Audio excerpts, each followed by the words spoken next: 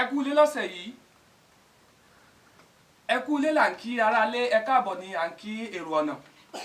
mo kí wa lọ́mọdé mo kí wa lágbà gbogbo àwa tí a wà lórí ìkànnì Logdram TV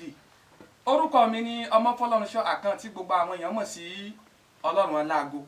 lọ́sẹ̀ yìí bí ẹ bá wo apá ọ̀tún mi bí ẹ rí i pé ẹnìkan wà níbí ẹni tí a fẹ́ jọ mú kọ ètò ní gbogbo ọjọ́ ajé àwọn náà wọ́n á dárúkọ wọn fún yín. So gẹ́gẹ́ bí ẹnìkejì mi ti sọ orúkọ tèmi náà ni a mọ̀ sí Timothée Akande tí gbogbo èèyàn mọ̀ sí T-Blessing ọjọ́ máa tukọ̀ ètò yìí ní gbogbo ọjọ́ ajé gẹ́gẹ́ bí ẹnìkejì mi ti sọ. Bẹ́ẹ̀ ni wọ́n ní T-Bless àjọ máa tukọ̀ ètò yìí ní gbogbo ọjọ́ ajé